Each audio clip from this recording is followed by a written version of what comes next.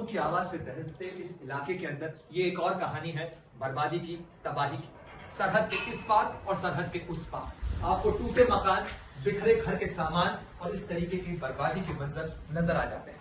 मैं इस समय लेबनान और इजराइल की बॉर्डर के ऊपर, उस इलाके में जहां पर इस बात से कोई फर्क नहीं पड़ता कि इस्लामाबाद में हुई बातचीत का नतीजा क्या निकला, क्योंकि यहाँ की हकीकत न तो बीते 24 घंटों में बदली है, न 36 घंटों में, न 96 घंटों के अंदर। यहाँ लगातार वो धमाकों की आवाज आ रही है, रॉकेट फायर लगातार हो रहे हैं, साथ ही अलर्ट्स आ रहे हैं। और यही वजह है कि यहाँ पर ये टूटा हुआ, बिखरा हुआ सामान गवाही देता है कि किस कदर यहाँ पर बर्बादी होती रही है, तबाही होती रही है। रॉकेट आकर इस मकान के ऊपर गिरा होगा, उस मकान के क्या हाल हुए हैं वो आप खुद देख सकते हैं यहाँ पर। और मैं आपको दिखाता हूं कि यहाँ पर जो आगे चल के देखिए, ये मकान का पूरा हिस्सा है वो बर्बाद हो चुका है, टूट चुका है।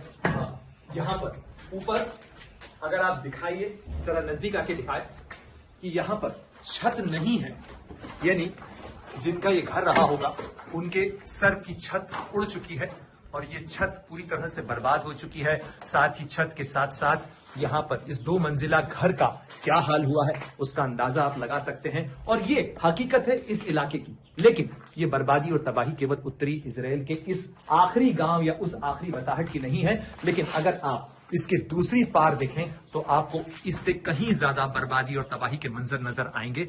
ये देखिए आप, ये जो कंक्रीट की दीवार आप देख रहे हैं, ये सरहद है जो डिवाइड करती है, जो बांटती है लेबनान और इजराइल की टेरिटरी को। और उसके दूसरी तरफ भी आप देखिए किस कदर जो बर्बादी का मंजर है, तबाही का मंजर है वो नजर आता है। और ये केवल एक जगह की बात नहीं है, ये तबाही की जो तस्वीर है ये इस पूरे इलाके के अंदर बिखरी हुई है।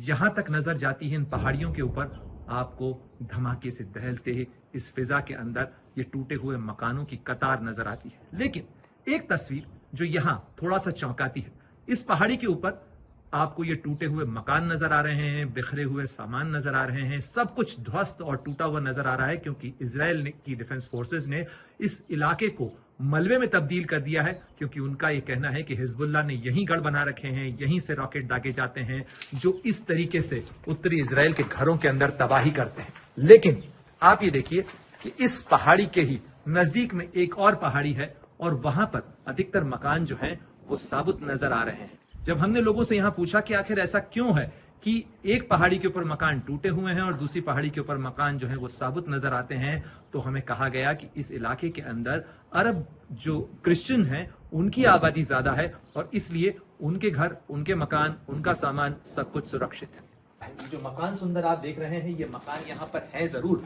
लेकिन ये मकान खाली पड़े हुए हैं क्योंकि इनमें रहने वाला कोई नहीं है। जैसी हालत इस घर की हुई है वैसी उनके घर की ना हो। यही वजह है कि यहाँ के लोग लगातार इस बात की मांग करते हैं कि यहाँ पर आईडीएफ का ऑपरेशन चलते रहना चाहिए ताकि वो खतरा खत्म हो सके जो हिजबुल्लाह की तरफ से आता है, उसके रॉकेट्स की तरफ से आता है। आईडीएफ यानी इजराइल की डिफेंस फोर्सेस इस इलाके से काफी आगे अब दक्षिणी लेबनान की टेरिटरी के अंदर दाखिल हो चुके हैं। 5 डिवीजन आईडीएफ की दक्षिणी लेबनान के इलाके के अंदर हिजबुल्लाह के खिलाफ वो कार्रवाई करने के लिए उस इलाके में दाखिल हुए हैं, जिसको लेकर लेबनान के लोग भी विरोध कर रहे हैं। और अब संशय का यह सवाल खड़ा हुआ है कि ऐसी स्थिति के अंदर क्या इजराइल और लेबनान के बीच में बातचीत होगी? अगर बातचीत होगी तो समाधान का रास्ता क्या निकलेगा?